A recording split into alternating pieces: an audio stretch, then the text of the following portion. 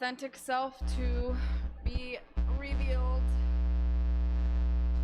I can dig it. I like it. I should probably upgrade these mic stands from this cheap Chinese shit I got. But I figure when we get to episode 30, then I'll upgrade all my stuff. All right. We've got Blake. We've got Maddie. The time hath come. Sup, dude? What's up? How are you, Miss Maddie? I'm doing very well. Yeah? Too blessed to be stressed is my life motto. I like gratitude is my attitude. Sounds corny, but it doesn't sound corny. I'm a fan of corny. Me too, honestly. I think that, sometimes when people find something corny, because it's maybe a thought process that makes them uncomfortable because they're scared to face it in themselves. Like I get people who tell me like Tony Robbins is corny, or some of these motivational videos on YouTube are corny. Totally. But for me, it's like sometimes it's nice to have that extra little push or little rhyming catchphrase that helps you keep these like thought process in the front of your mind. Yeah, I do daily affirmations every day on Instagram. I know. Grand rising, beautiful humans. Grand rising, beautiful humans. Yes, we're fans. Well, before we get ahead of ourselves, okay. One, I would like to say thank you so much for sitting down with me today. It's a total honor. I know that you're a very interesting young lady, and I figured this would be a great way for you to kind of share some of your interestingness, if that's even a word. So let's start with who you are and what you do. My name is Madeline, sometimes Jabuela. Jabuela. Jabuela.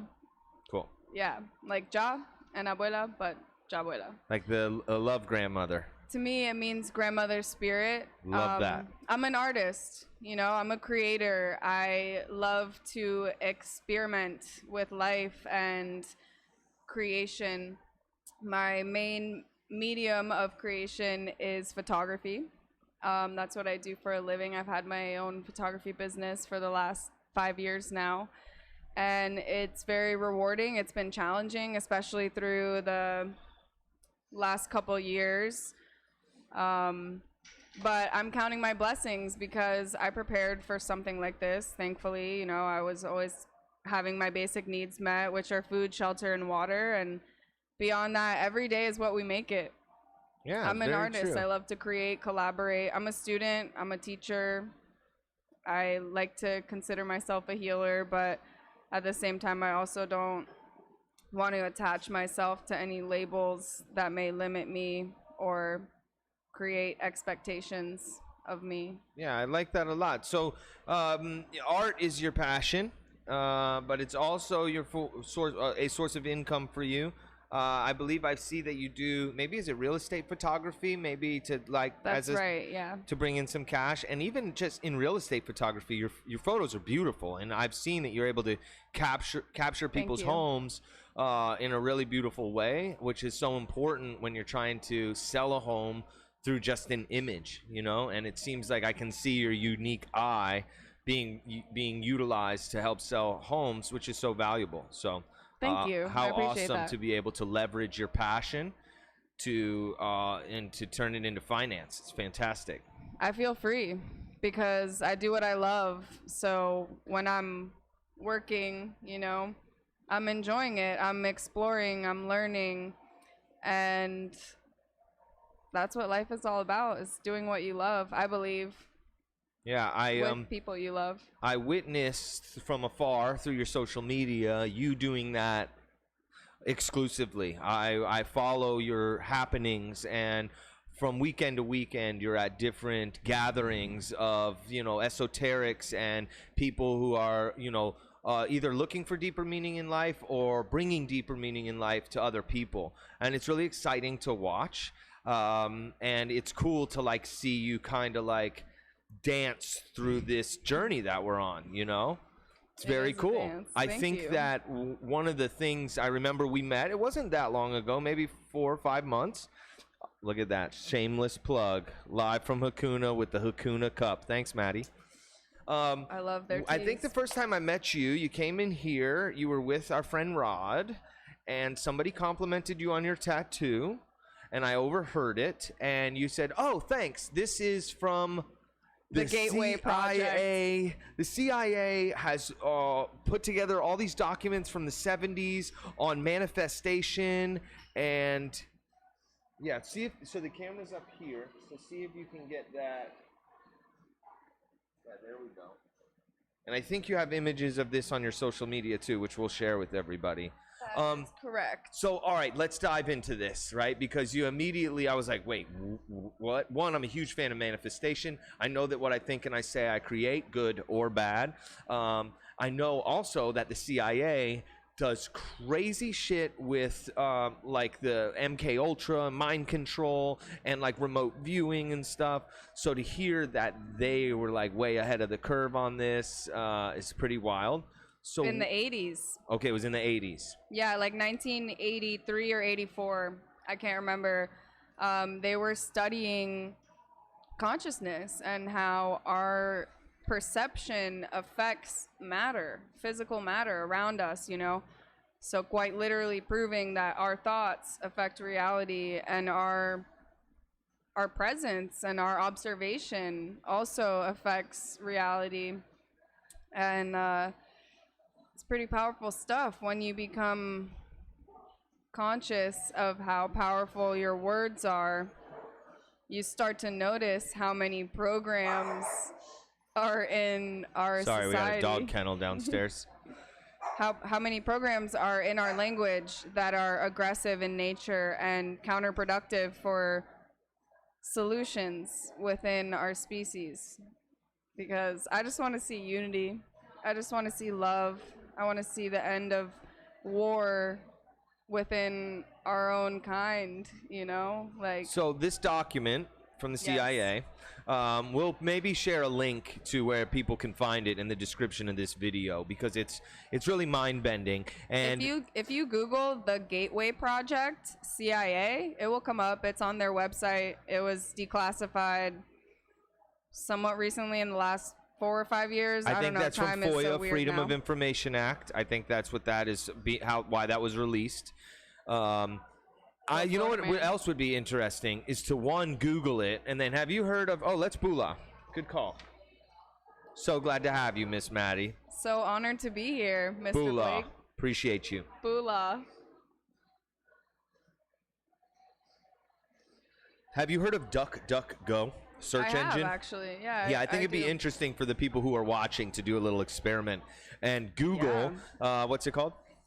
The Gateway Project. The Gateway Project, and then side by side use DuckDuckGo, which is a different search engine, and look up the Gateway Project there. I haven't done it yet, but it's Google has a tendency of tailoring its information, one, on what you've looked at before, and two, it likes to hide certain things that it doesn't really want us to know about. So I'd be interested to see where it comes up in the search results, or maybe even it might have some news articles that are denouncing the program, you know? Yeah, I wouldn't be surprised. There's a lot of people that get paid out there to put misinformation on the internet and to discredit stuff that's actually true and actually factual.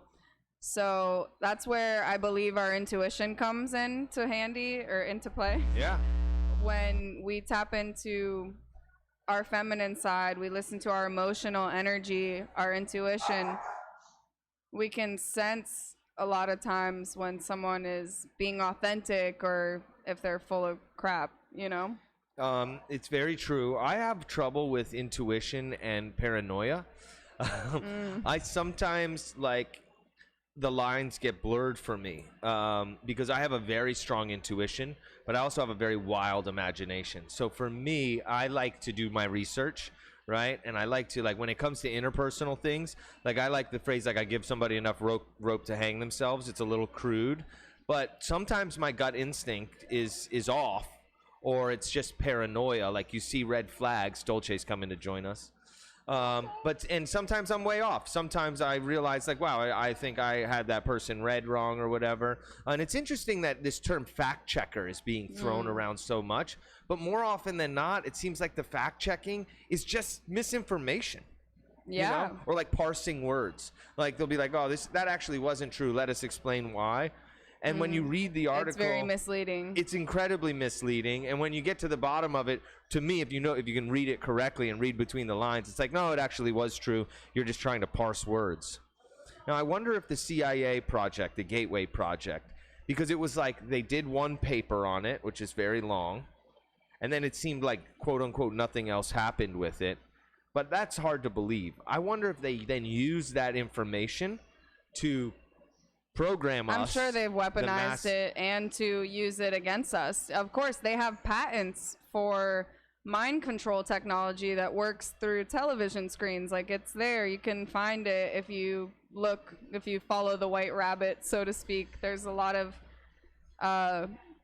evidence, frankly, that's out there, but there's so much misinformation that the actual evidence gets discredited and just forgotten about.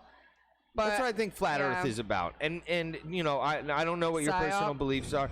I think flat Earth and things like flat Earth are thrown out there. So, and then anytime somebody's talking about a quote unquote conspiracy theory, like let's say the lab leak theory, right? That the coronavirus leaked from a lab which has now been Wuhan, proven, which is the most probable way that it came to us. But initially it was a conspiracy theory, and you were racist. And what would happen is they would group that theory into divide and flat conquer. Earth. They would say, okay, these people who believe in flat Earth and that the Holocaust was fake also believe that this came from a lab. So I feel like this stuff is able to propagate so that it detracts from or muddies the water of like legitimate conspiratorial events, you know? The CIA actually coined the term conspiracy theory sometime in the past. I'm not sure what year. I think 60s or 70s. Yeah. I think it actually had to do with JFK. It was always to distract us from the truth. If you don't believe that the government agencies aren't a business and an experiment, and they don't really have a strong regard for our well-being and our safety, our health, maybe our safety to a certain degree because we're more valuable alive. But yeah, they're a business. And so when you break free of that business and you start to live a life that you love every day, none of the other stuff really even matters because it's so far out of our tangible reality that we can't do anything about it. And by worrying about it, by stressing, by giving your emotional energy to those situations, you're giving them the power because you're feeding into that fear, you're feeding into that anger, you're feeding into that division, that hatred, when like at the end of the day, we are all connected. We are all one species and we all share this planet. And the sooner we unite and work together and take care of this planet together, the faster we can continue to grow and evolve in a healthy way that's not destroying our planet, that's not destroying each other, because there's so much land and there's so many resources. There's no such thing as overpopulation. This planet is huge and they have us all lumped together because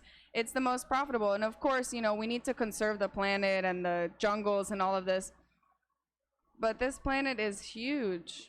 Plenty of room for all of us. There's plenty of room for all of us. There's plenty of food for all of us. And there's plenty of water for all of us. And anyone that tells you differently is trying to make you afraid. It's so well said. And what you were talking about not paying attention to the things you can't control. My wife and I, we call that the 3-foot rule. And we do it for our mental health. Yeah. If it doesn't happen in a 3-foot circle around us, we try to not pay attention to it. She's much better at it than I am because I'm constantly digging up weird shit on the internet and thinking the world is ending. But it's kind of fun for me, beginning. You know? Yeah, a or new beginning. World. Right. Uh-oh, careful. A new Earth. Yeah. Careful how you New throw Earth. out Okay, new not that. world. No. I redact that. I think it's really beautifully I'm all said. for 5D. Love Earth. I've had a lot of opportunity recently to speak with people here on the podcast about us all being one. And it's so true.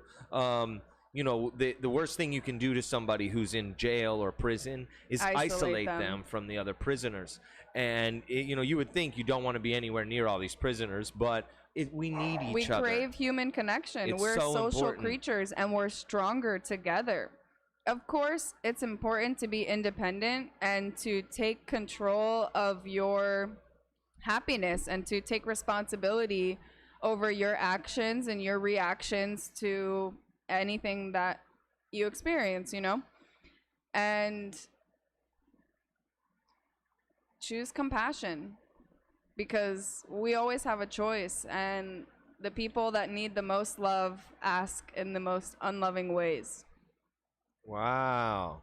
So when we choose compassion, we're breaking cycles of trauma and abuse, and we're loving someone even though they're actively trying to hurt us. You can still set healthy boundaries, but choosing not to respond out of aggression is so powerful towards this goal of unity.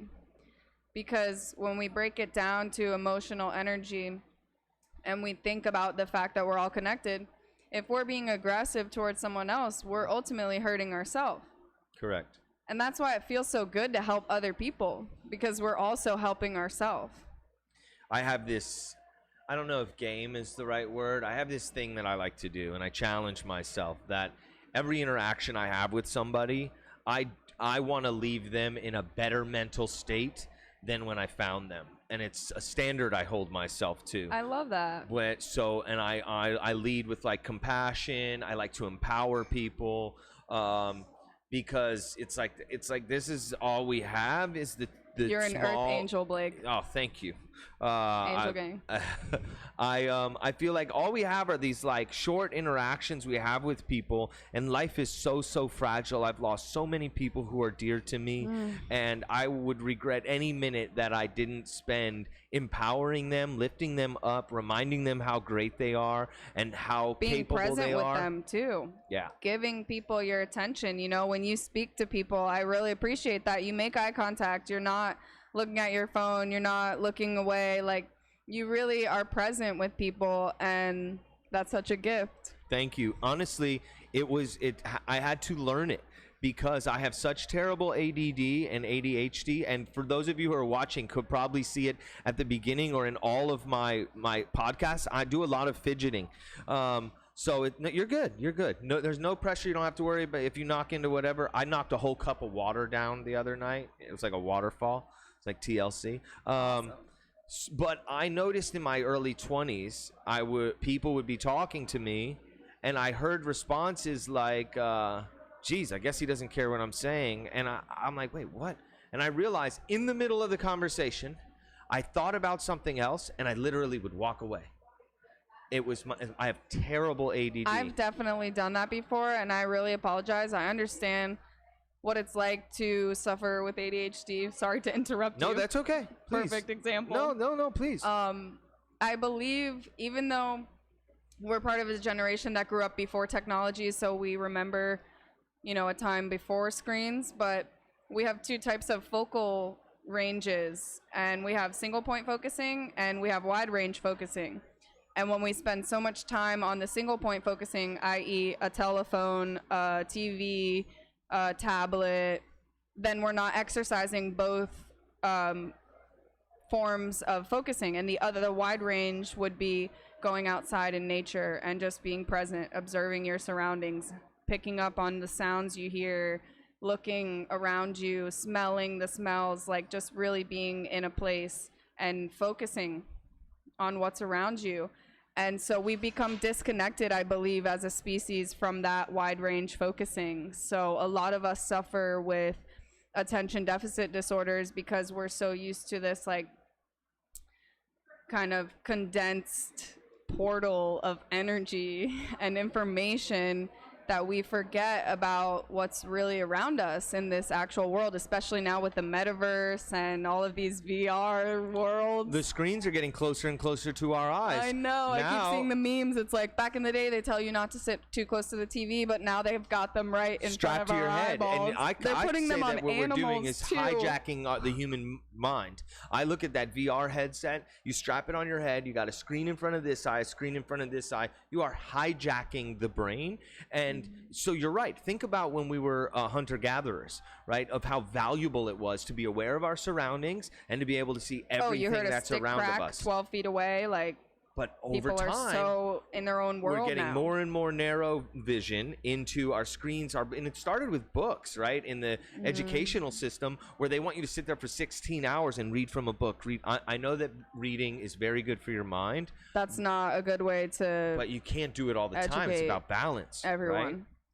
You need hands-on learning. You need how much of that is programming? Experimental learning, you know. And Totally. Our public school systems are complete indoctrination. And, you know, I was blessed. I went to a private school from 3 years old to 14, and then I went to an art school for high school. I went to Alexander Dreyfus, right down the street from here. Cool. I was a photography major. I studied photography in high school for 4 years, and then for 2 years in college in Daytona. And then I moved back and started my business. And I'm really grateful for the education that I received, but I have heard and seen just the lack of true connection and compassion and passion in education in the public school system. You know, the teachers aren't paid enough. The kids are, you know, not really engaged enough. They're not into the curriculum. They're not, you know, the standardized testing is not beneficial to us. That's not how we learn. Humans learn by making mistakes. So when we punish our children for making mistakes, we're affecting their learning process. Interesting. You know, our school systems are very backwards, and I would love to be a teacher. I dreamed of it for a small part of my life until I began to see the corruption in the public school system. First and foremost, the teachers do not get paid enough for what they deal with and how precious and important their jobs are. That's our future. Yep. They will take care of this earth when we are all gone. And I think it's important that they learn how to be mindful and manage their emotional energy and to communicate and to pursue joy. Bottom line, help them find out what they love. Every single human being is gifted and talented and has a skill of some sort. But oftentimes, I find people get trapped in the rat race, so to speak. They never have the freedom or time to explore their gifts and to figure out what they are good at. And they get stuck living lives that they think they're supposed to live, but they're not actually happy. And they're really doing a disservice to humanity by not doing what they love. Yeah, it's so true. And I've had a question that I've asked people for years. I haven't really done it on the podcast. I was thinking about it the other day. It kind of naturally comes out. But I would ask people regularly, what do you do? And then they would tell me, I work, I do lawn care. I, am an accountant. And the next thing I would ask them is, what do you love to do? Right? What do you do? And what do you love to do? And a lot of times, sadly, they're very far apart from what they are. Or they don't have an answer. And even more sad is exactly that. When I ask them, they'll I never say, thought about it. I don't really know. I only work. I don't know what I love to do. And I've been so blessed to have such supportive parents that I've pursued a rap music career for 15 years. I always knew what I loved. I loved being a wordsmith and melodies and writing songs. You're a fantastic musician. I've heard Thank you very much. Songs before. Wow. But the flip side of that is that I could never hold down a job, right? Because I was always focused on what I loved to do, and I didn't find the balance of what I needed to do to fund what I love to do. And it was something that I learned in my later years, that like, you got to find the balance and you got to hustle and grind. And even though there's a rat race out there, you can leverage it to your advantage so that you can fund and finance your passions, right? I was literally sitting around waiting for somebody to show up with a check because I was talented. And I now realize I was kind of hustling backwards. I should have had 2 jobs and put that money to become into my project, you know? So that's what I'm doing now, constantly hustling. And I tell Danielle, I'm like, when I have, $250,000 in my personal bank account, I'll pursue a rap career again. I'll come out like a white 2 Chainz, 42 years old. Let's get that bank account up. Everybody come down to Hakuna. It's the best kava bar in West Palm Beach, Florida. 561, represent. We appreciate that very much. We never want to be the best. We just want to be us. We appreciate that. It is the Hakuna Matata. Yeah, thank you. We appreciate that that all a family sentiment, here. but you know, it's like I think everybody has their things that they do make quote unquote better than others. We just try to be a little different, you know. You're right, and that non-competitive energy that you guys have is what is so beautiful, in my opinion. Thank you. Because you really do seek to include all of the other bars around here and to show that sense of community that draws so many people into the kava world, because it's not, me and Rodrigo talk about this on my podcast, Sofa Sessions. Sofa Sessions, I did want to plug that also. I'm glad you did. Sofa Sessions with Maddie B.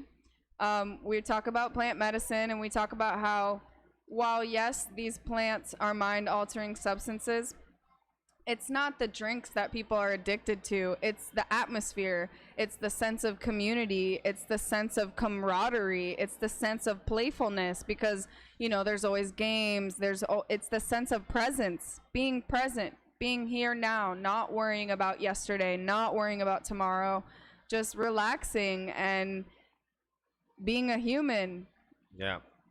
It's so true. I have such a challenge with being present in the moment. Because I'm constantly, if I'm not stressed about what I could have done differently yesterday, I'm brainstorming on what I'm going to do tomorrow, because I love to create. So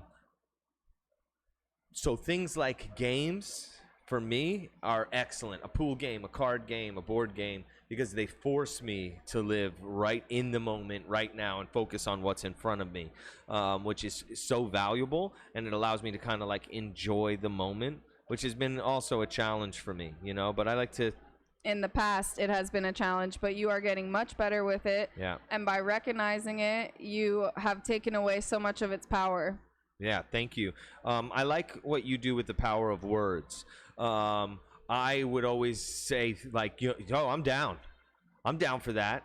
And you were like, no, Blake, that's not really the right approach. I don't know if you want to kind of dive into that a bit. It's not the most beneficial approach. So Nonviolent Communication is something that changed my life. It's a book, Nonviolent Communication by Marshall B. Rosenberg.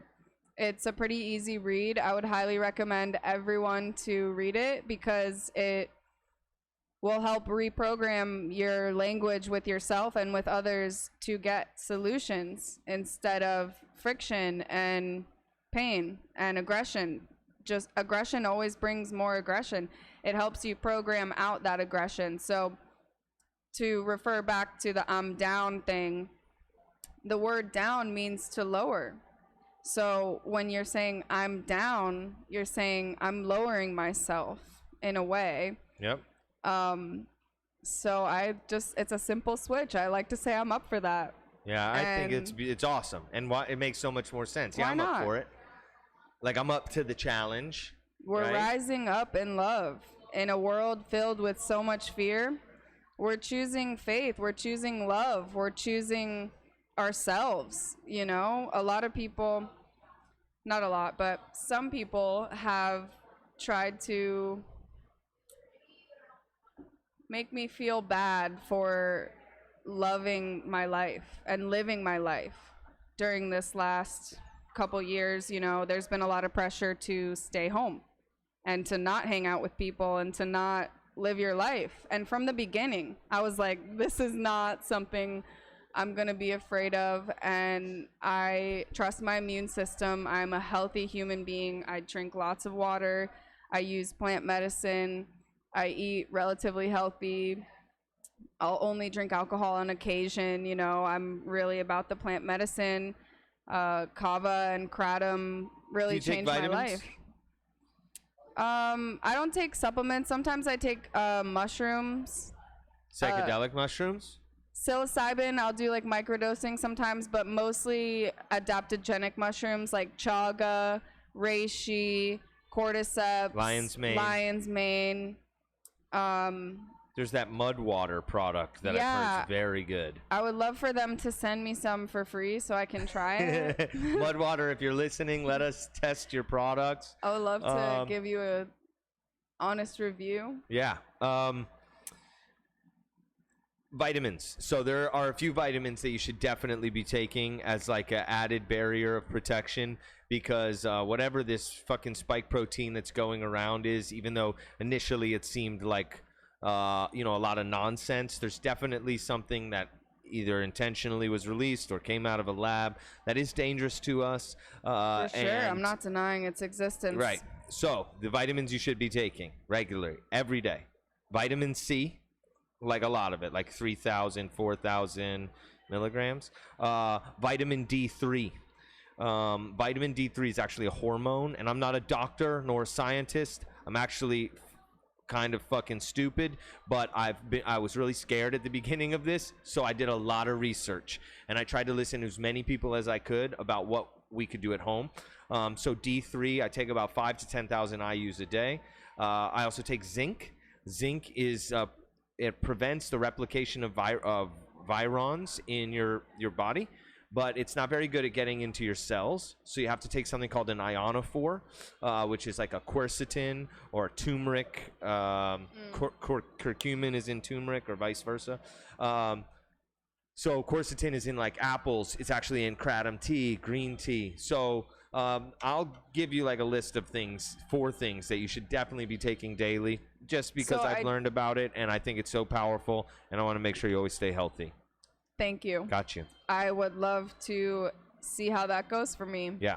But one thing I do want to mention, a form of vitamin therapy that I do is I make sure to get sunlight every day. Yeah. And I know that's not possible for everyone in the world. Correct. But I live in South Florida, and if you live in Florida and the sun's out, 10 to 20 minutes a day of just like breathing and being present. Maybe you can stretch. I like to do what I call floga. Some people, whatever. It's like a non-traditional kind of mindful movement, meditation. Yoga inspired. Yeah, I like to be in nature. I like to breathe and stretch my body and play and balance and whatever. It's just an experiment. Yeah, so the sunlight is very good. Sunlight. And it is the only way that we can get D3 without supplementing it.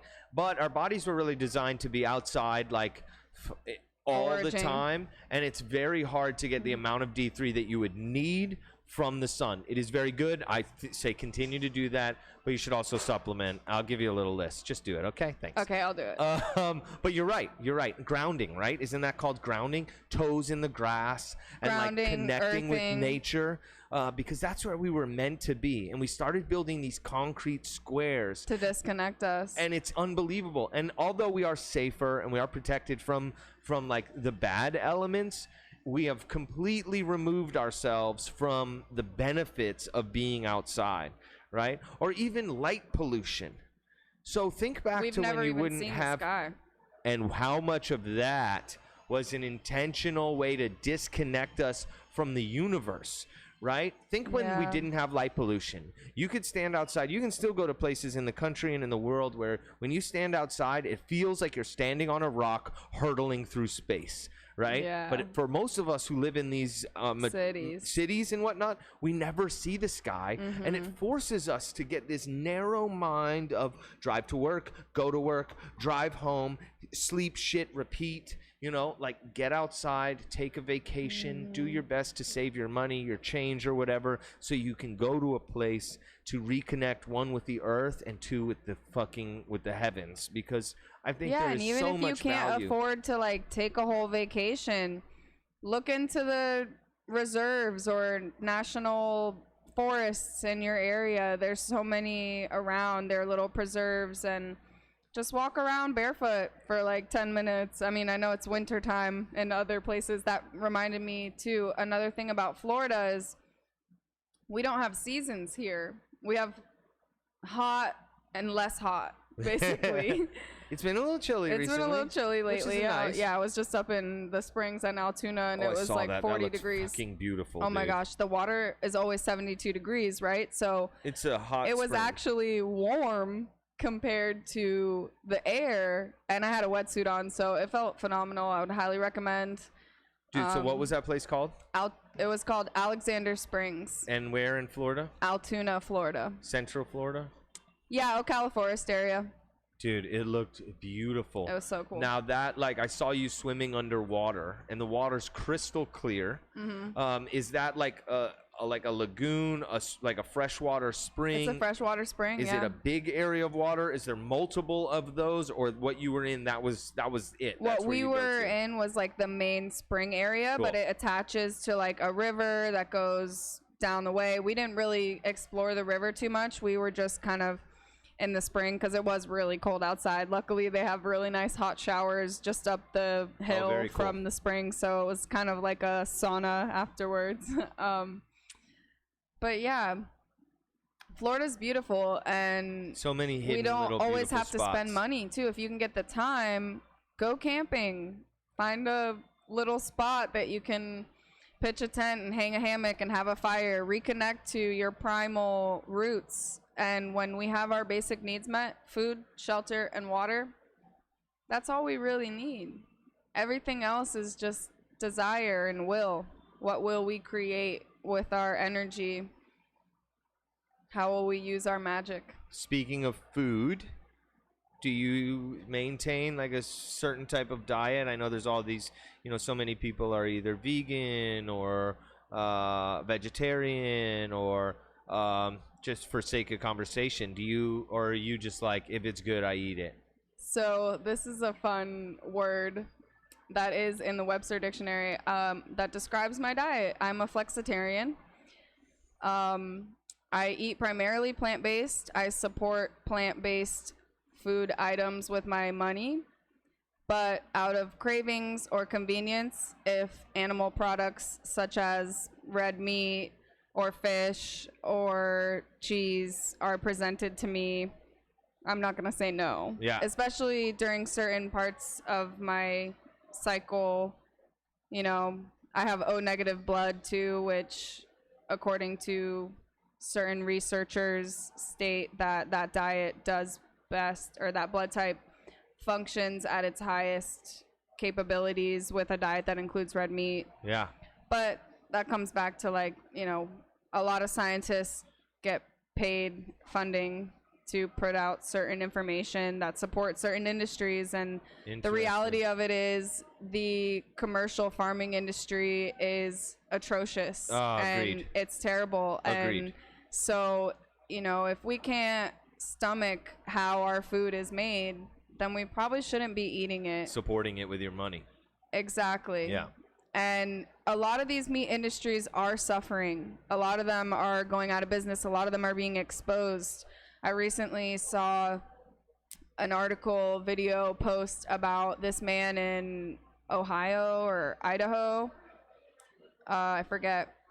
He got some inside expose footage of this pig farm that was basically trapping thousands of pigs in a garage and gassing them out and killing them all at once. But they were dying from heat exhaustion because they were just pumping heat and steam into these things. So they were literally slow cooking them to death. And, pigs have emotions. Cows have emotions. They're not really much different from dogs. And the fact that, as a society, we're comfortable with having one, like a family member, and eating one for dinner. It's kind of weird. So I really do enjoy a plant-based lifestyle. And when I do consume meat products, it's usually sustainably sourced. My father's a fisherman, so there's a lot of freshly caught fish from our ocean that my father's providing for me. I'm not gonna be like... Fish is very good to eat. Fish is very good, and so is red meat. But it's just like what you're saying. It's got to be sustainably. And I always bless it. Our prayers, whether you're religious or not, our words have power over physical matter and reality. So when you are saying thank you for your nourishment, thank you for your sacrifice, when you're acknowledging all of the energy that goes into your food, you're literally changing its molecular structure, and it's enriching your being in a much stronger way than if you weren't to have blessed it. I think it's so valuable. It goes back to that attitude of gratitude. We're so many people are just used to picking up their cheeseburger from Wendy's and just scarfing it down. So much mindless eating. There's such value in giving thanks to the animal that sacrificed its life so that you can live. There is a undeniable part of existence that in order for you and I to continue living, other things do have to die. Whether they be plants or animals, and that's an inescapable part of reality. True. Other animals eat other animals. Yeah, It's well, not just I think it's humans. by tooth or by claw. That's another thing about like hunting. People are very against hunting, but if you look at the way like an elk would die in real life, it's like brutal. So having a skilled hunter with a quick kill and then use that meat to be able to feed their family for a year, it's a lot better than, some of these people who have problems with hunting. They'll get, chicken from, One thing that also concerns me and is why I still incorporate meat in my diet is that a lot of the alternatives, the meat alternatives, the substitutes, the imitation stuff, it's a lot of chemicals. It's a lot of foreign substances that our bodies don't recognize, and or it's a lot of genetically modified substances that our body doesn't know how to properly metabolize. And so it's not like, I don't know, it's really hard because it is very hard. My heart wants me to be like, yes, I'm a vegan. I'm never eating another animal product again because right. I don't want to support it. But you don't think about those poor plants that are just screaming as they're being ripped out of the ground. No, please! Plants are alive too. It's true. But it's all about sustainability. It's about mindfulness. It's about gratitude. And then like you're talking about the meats, a lot of that's soy based, and soy farming is terrible. Monocrop farming. And for males' testosterone levels, it increases your estrogen production and, make whatever conclusions you will with that information. Right. But it's hard to say because my ancestors, genetically speaking, like German, French, Norwegian, they're very cold English, cold places.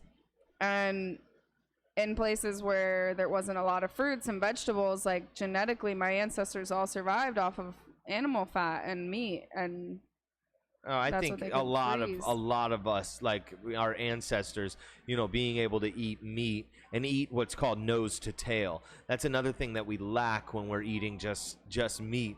Is there's so many other body parts on the animal that are have so much nutritional value that we don't really get. Like a lot of people turn their nose up at like liver, like, oh, gross, but it's so good for you.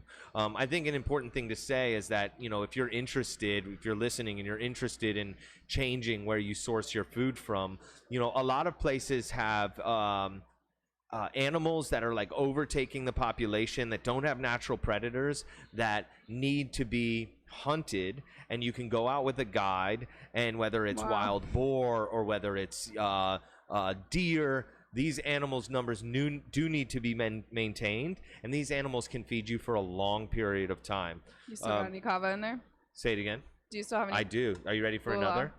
Let's get Miss Coral to bring us another. Bula. Hey, Miss Coral. Could we hound you for another kava? Please. What's up, homies? So yeah, look into the hunting in your area. You may think I never want to do that, but if you watch one of these documentaries about where your food comes from, it might change your mind a bit. Because ultimately it comes down to emotional energy. Thank you. And will you bring me a stir stick with mine too, please? It comes down, and I already have one. It comes down to emotional energy. And so if the emotional energy of the animals that you're consuming was depression and stress and anxiety and fear, you're going to feel that when you eat it. Yeah, I agree with that completely. When you bless it, it can make a difference, but it's still there. There's, I think the documentary is called Rotten. It's on Netflix. It's very hard to watch. Another thing is commercial fishing. We have such an insatiable appetite for sushi and tuna, and fish is very good for you, but it's very unfortunate that we are raping, excuse my language, the oceans. Humans will benefit from expressing more moderation in everything. I believe we've been taught that we need far more food than we actually do. Far less. Far less. Yep. Yes. Sorry. No, it's okay. if we get our essential nutrients and minerals, which you can get from sea moss gel and shilajit, and you drink What you know enough about water. Shilajit? Oh, I'll take shilajit. We I got know about Shilajit that. downstairs. Yeah, I that's always that good, fucking good. coerce people into taking it. It's like Okay, tar. Explain Shilajit. so shilajit is Thank like you, Rod. Thank you. Rod, you're the man. Thanks. Love you, buddy. Shilajit is like Ooh-la. a black tar.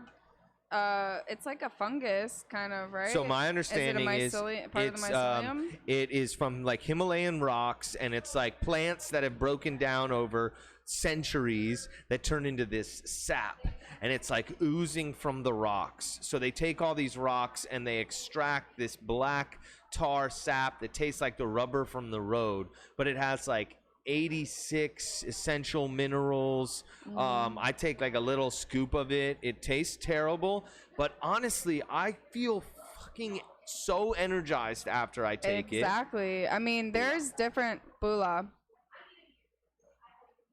There's different levels of, I don't know how to say this, but there are people right now who are surviving for many years without any food at all. And they get their nutrients from liquids, whether it be shilajit, sea moss, fruit juices, water, coconut water, and a lot of them practice urine therapy as well. They drink their own urine. I was just going to bring this up. Kona, do you know Kona? Yeah, I do. Kona was on talking to me about people drinking their own urine, and that might be where I draw the line. I don't know if I would drink my own urine. It's been programmed into us from the beginning that urine is gross. Ew, yucky, pee-pee, ew. So when I think of urine therapy, my natural response is, ugh, gross, like that's disgusting. But I think, how much of that response is just purely programmed into me? If I was taught like, ooh, good, yay, yummy, let's save that, and you can drink it for breakfast tomorrow and you'll have all the minerals and nutrients. I don't know. There are people that they're being studied. There are studies being done. Evidence is there for the benefits of it. My initial thought is that urine is how we release toxins. Okay, so then it comes back to not putting toxins in your body. If you're only consuming natural things that are not toxic for yourself, you're only putting out nutrients that your body didn't absorb the first way through. Now, to me, that makes a lot of sense. I think that's key. That's why I haven't. That's why I haven't tried it yet, because if and when I do that, I would like to have a raw vegan diet, like at least 7 days before I do that, because I think it would maybe 8 or 9 days. No, that's a great point. It's something I didn't think about. We eat all this processed food, all these chemicals, all this junk, and our urine is probably filled with toxins. But if we're eating a diet that's filled with whole foods, natural stuff, then there shouldn't be that many toxins. It's literally nutrients that your body couldn't absorb. So that's a very interesting way to look at it that I didn't think about. And the chemicals in urine, it's like urea or whatever, they actually use that in many cosmetics and many different eye drops and medical products. Medical products. And so if everyone knew this, if everyone knew this truth that we could heal ourselves and our cells with our own urine, and we wouldn't buy any of their products. I think it's a very interesting concept, and maybe you guys, if you're listening and watching, you want to look into it, but we highly suggest eating good food for at least 7 days before you start to imbibe your urine excrement. And I also want to add that hydration is very essential to a healthy life. I have this 32-ounce bottle. You always have your bottle of water with you. I know, it lived here for like a month while I was in Miami all the time. And I didn't come south of Lake Worth, but I probably fill this up 4 or 5 times a day. So that's like 90 to 120 ounces of water a day. And it makes such a difference in my energy levels, in my cells, like the softness of my skin, the purity of it. If I'm dehydrated, I get more breakouts, and it just helps our body heal so much faster. And think about all of the people that drink 10 Coca-Colas a day. That's crazy. That's like thousands of grams of sugar. Oh my gosh. I knew friends, family friends, that the whole family was addicted to Mountain Dew. Cases of Mountain Dew. Every meal, between every meal, every snack. I mean, and it was kind of like a joke. It was like they were proud of it. I'm thinking of what's that movie with the NASCAR drivers? Oh, I'm all jacked up on Mountain Dew. I want to say Dewey Cox. Talladega Nights. Talladega Nights. Ricky Bobby. I'm going to come at you like a spider monkey. Classic. Yeah. But as Americans, I think specifically, we are all like, trained and programmed. Like, think about Enjoy Coke, right? And just the way it's advertised to us, and a lot of the products that we use that are terrible for us. It literally had cocaine in it when they began the company. I know. Actually, this is interesting. I've heard a gentleman who used to work for Coke, or actually studied the history of Coke. Cocaine is actually still used, or some sort of derivative of cocaine, or the coca leaf. The coca leaf is used exclusively in the secret flavor of Coca-Cola, and has something to do with why it's illegal. They also own all the rights. You cannot get coca leaves. You cannot put it in any of your products, and that's all because of Coca-Cola, which is very interesting. So I think what happens is that we make cocaine. So you think there still might be cocaine in it? It's part of the coca leaf is still in Coca-Cola as a flavoring. Yes. When I made this shift in 2017, after I had read this book, Nonviolent Communication, I was like, all right, I'm taking responsibility for my life. I'm taking responsibility for my emotional state of being, and I want to be happy. I want to be healthy.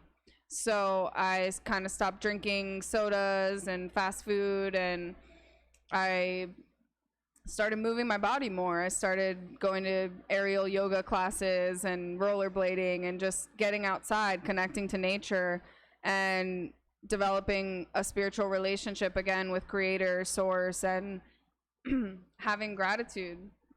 And that really changed my life. I mean, I've put on a lot of weight in my midsection, specifically since COVID. I think I was doing like this anxiety eating at home.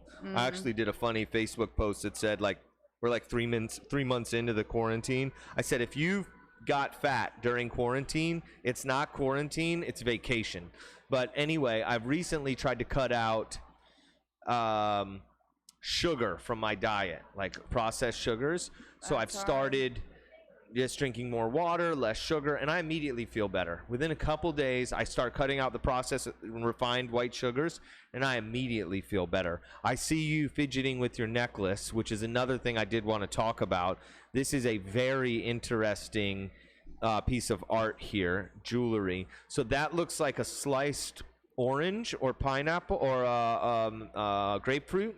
It is a slice of orange. It was made by a friend of mine, Alejandro. He is an incredible artist, and he makes these fruit mandalas. He makes necklaces and all kinds of different things. He's in the NFT world. So I saw the photo shoot that you did with Alejandro, which looked like a mixture between a spread of fruit and an orgy.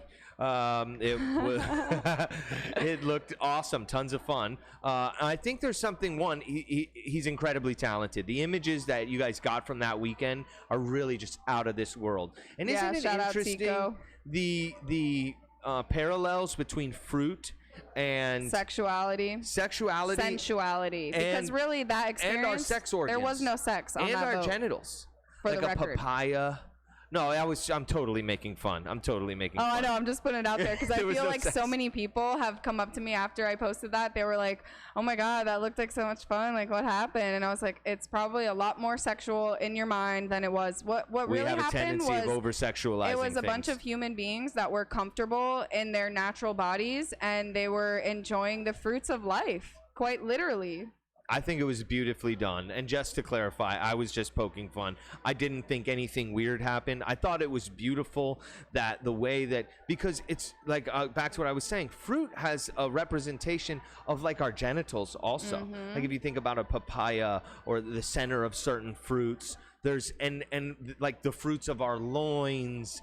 There's so many parallels there, and that fruit gives life, and fruit bears seeds.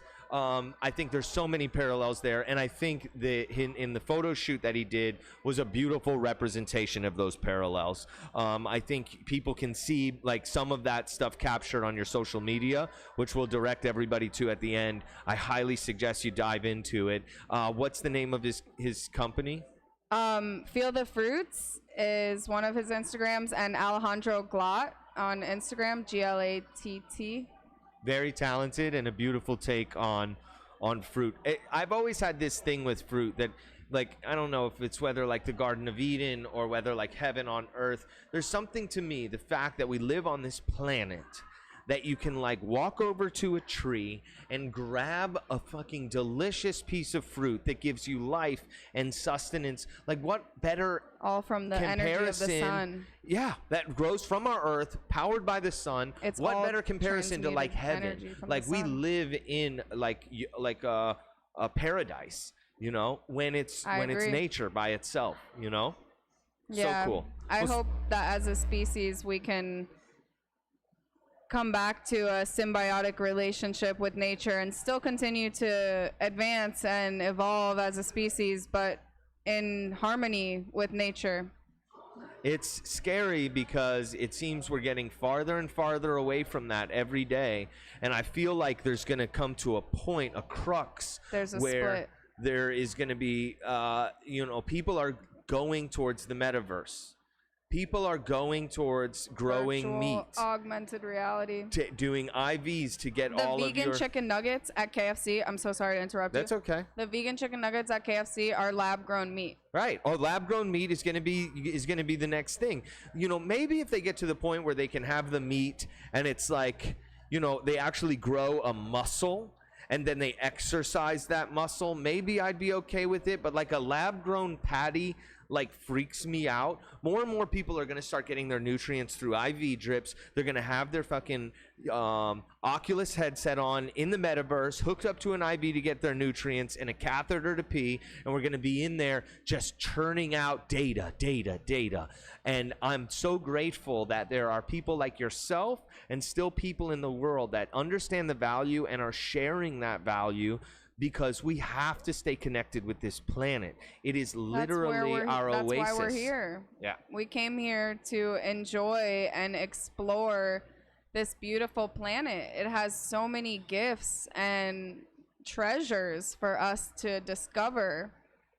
And I think a lot of people love to be distracted from it because it's comfortable, it's convenient, it's easy, I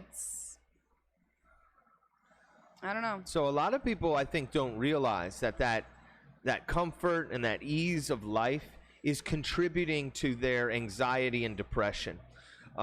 We are, we go back to being in nature and having to look out for predators.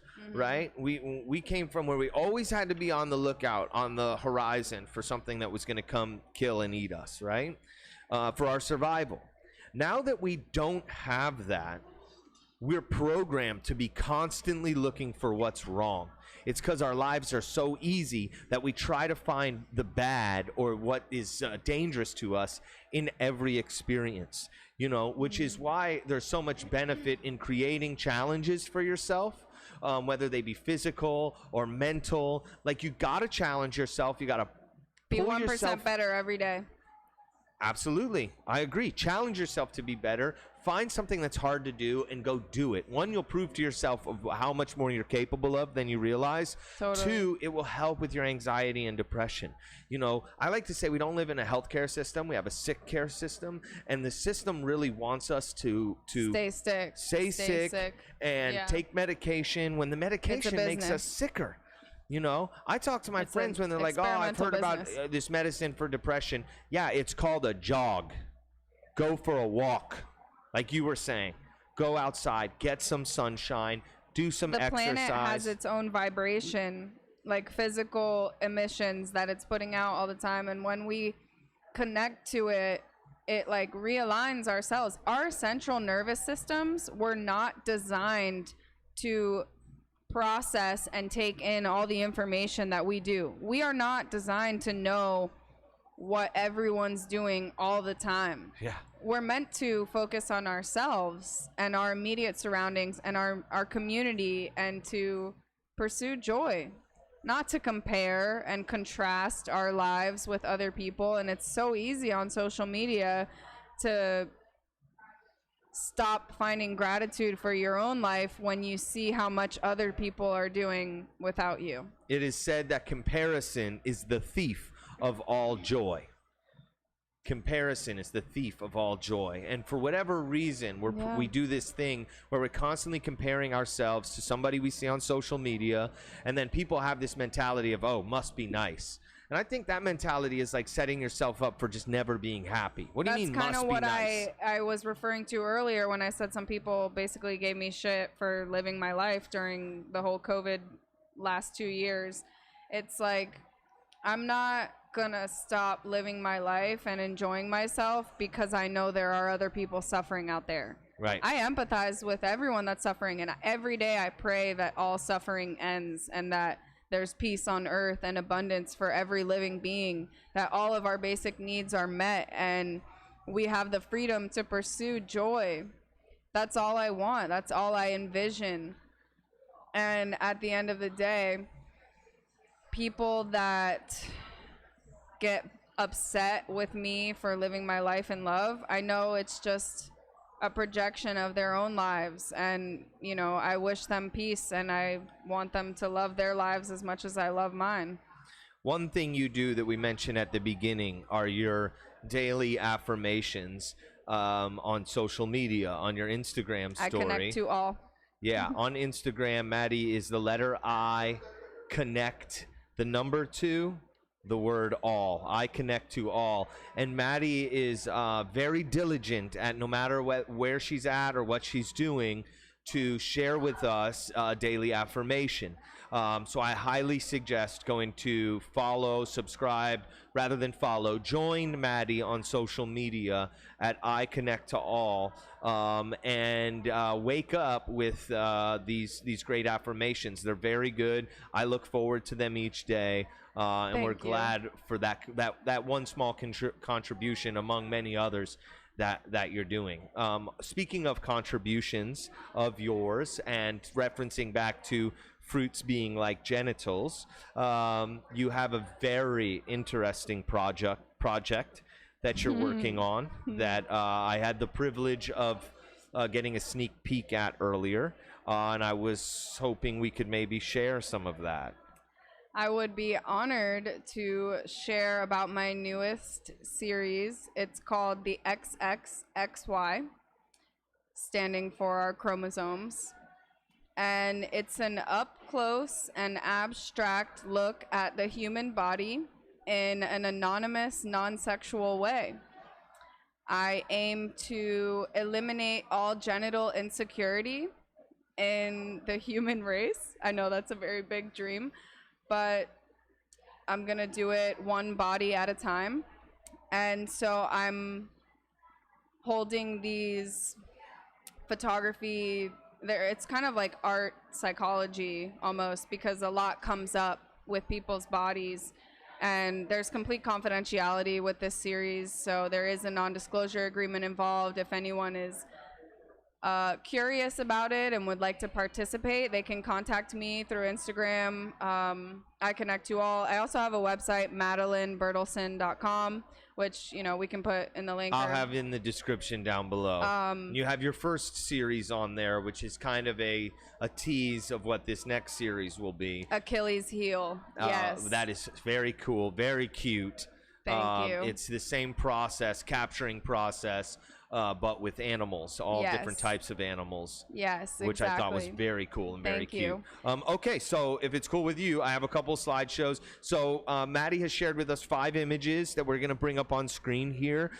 They are kind of more tame than the rest of them, but just they're kind of safe for work. Yeah, safe for work, but you know, viewer discretion is advised. And let's check them out here. So this is one of the first images.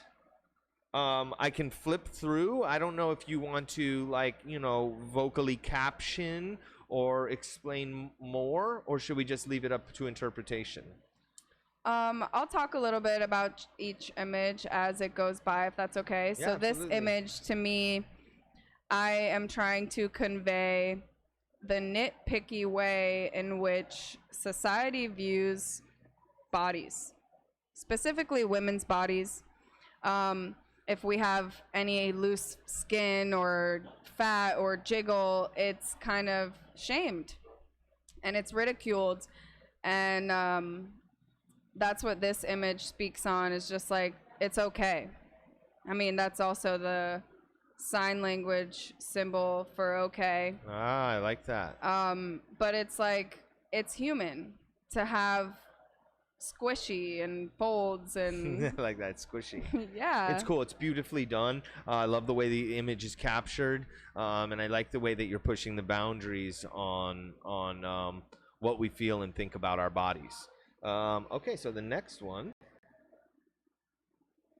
are headlights. Headlights. Yeah, that is a pair of breasts. It is just a representation of how things are wrinkly, things are smushed, things are malleable, rather, and they're still beautiful. And every part of your body represents the entire universe. This one really reminds me of planets or fingerprints, even. And yeah, I wanted to show the human body from a new perspective. Yeah, I love it. I think it's maybe important to say that obviously we're showing just a few of these images.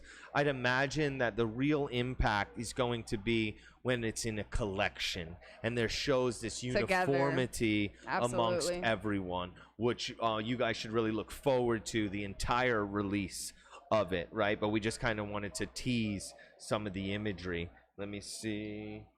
Okay, now I'm going to go to another slideshow here. So this one, to me, when I look at it, I feel the mundane stresses of life and just kind of like a big sigh. That kind of fetal position where you're just like holding yourself and supporting yourself. It kind of speaks self-comfort to me. Cool, I love it. Beautiful.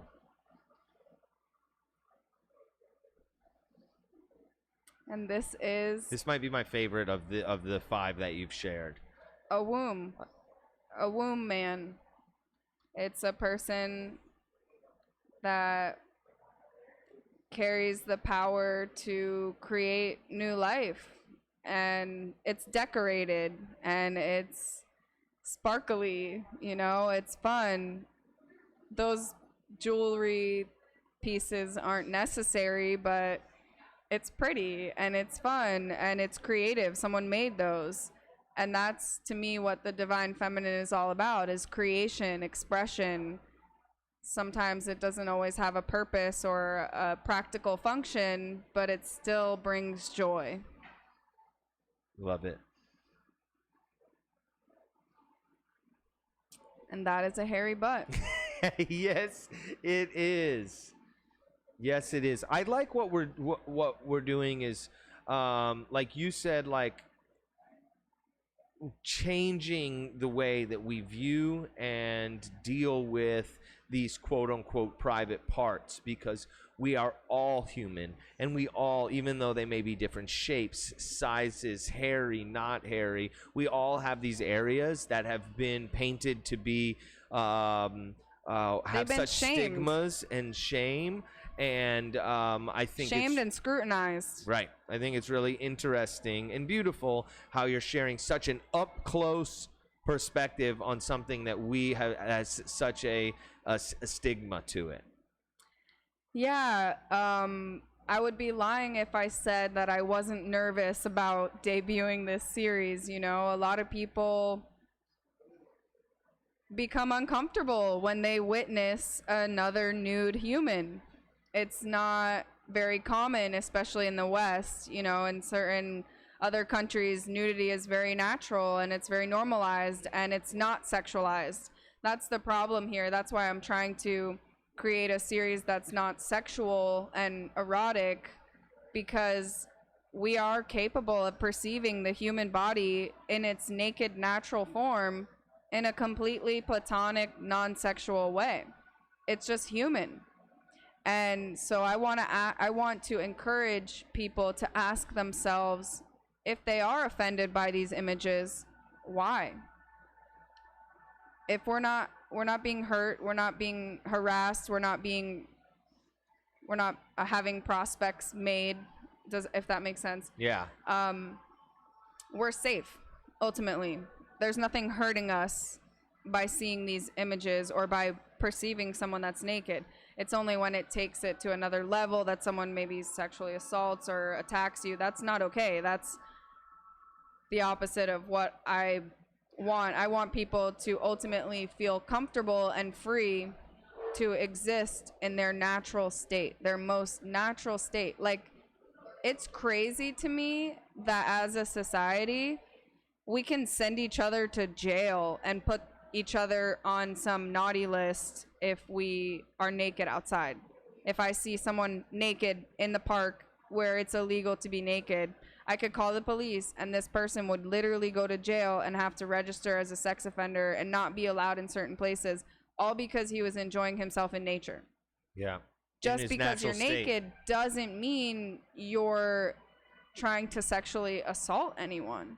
Yeah. And, you know, the same thing with women's nipples, like, but it's so sexualized that a lot of men, in my experience, they believe that it's impossible for them to not have a sexual response to a nude breast. And that's just not true. If you believe it's impossible, then that's what you'll experience. But if you believe it's possible to recognize that that pair of breasts is attached to a woman who is a divine being that's sacred and powerful and more than just a sexual object.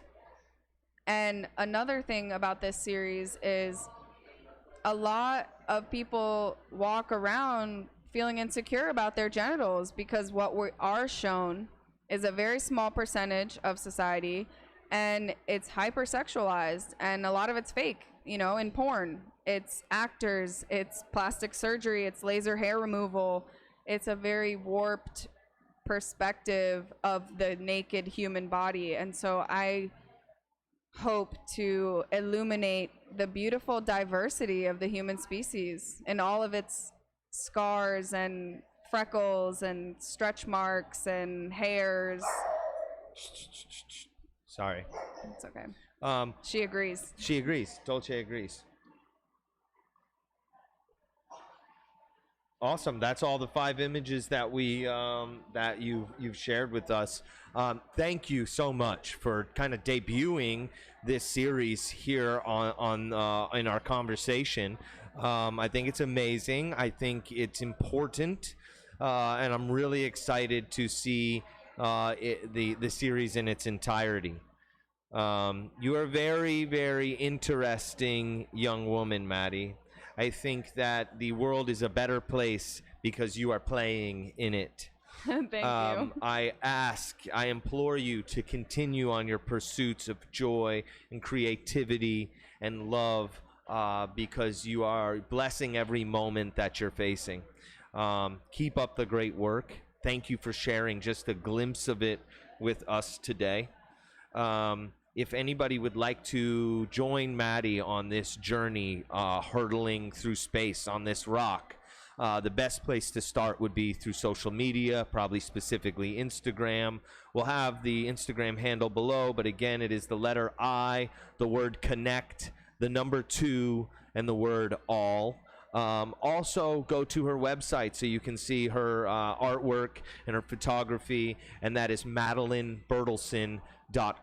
Again, that will be in the description below.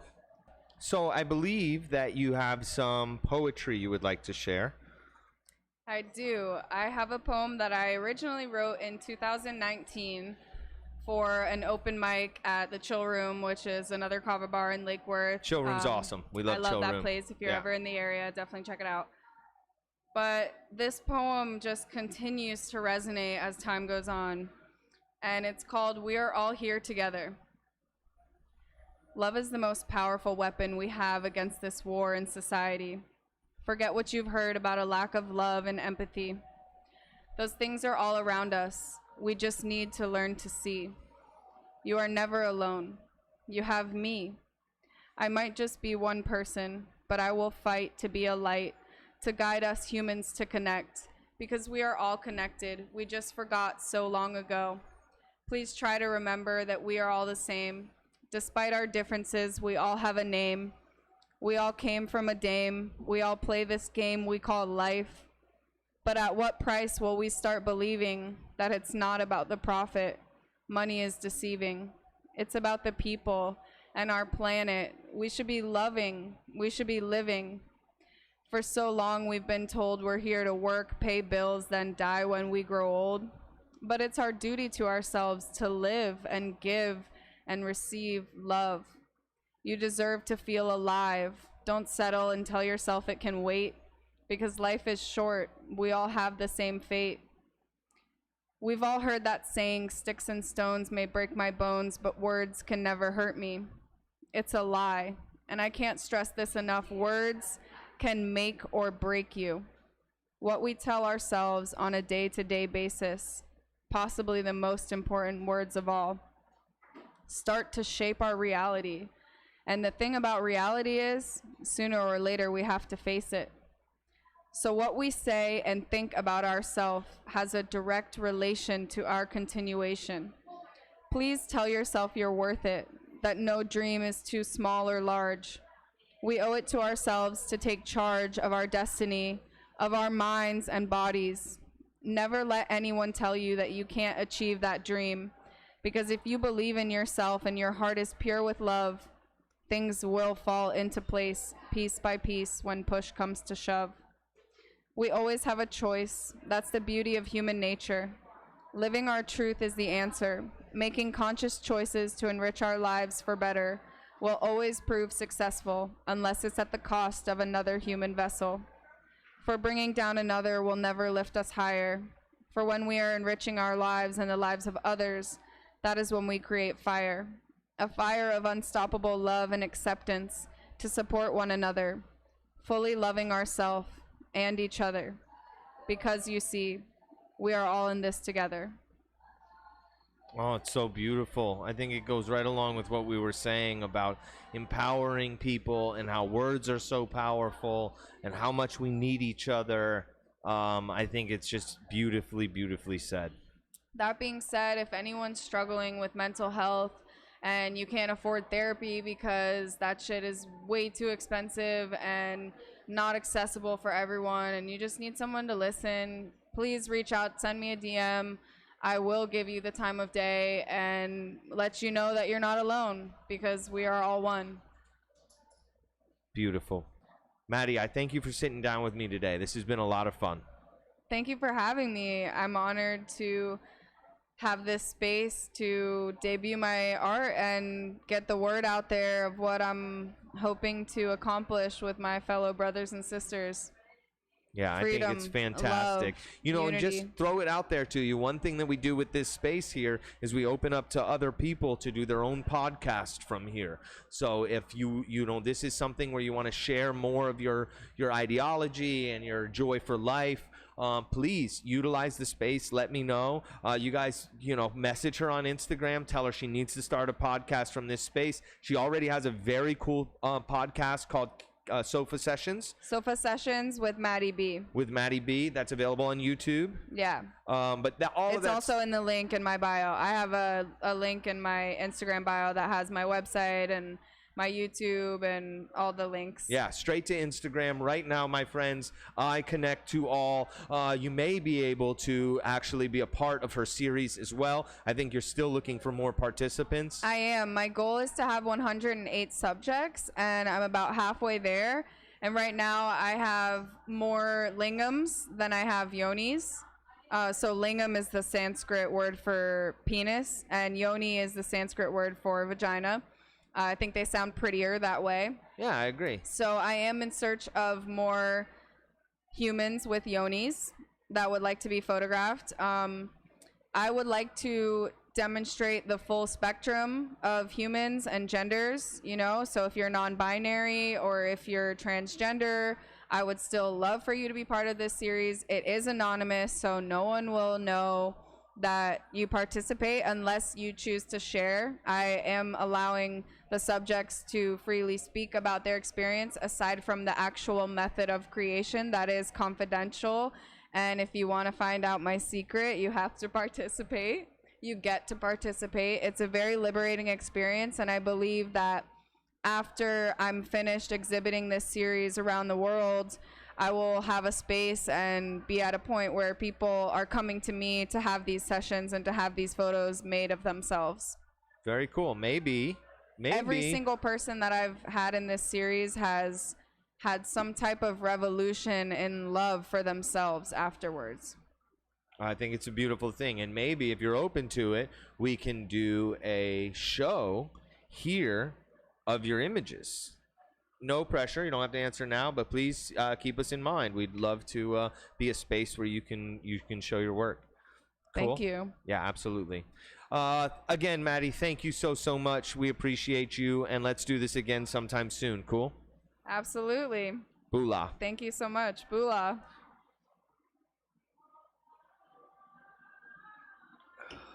My friends, we appreciate you so much. Thank you for joining us today live from Hakuna. We will see you next time. Jabuela loves you. Thanks, y'all. Bye.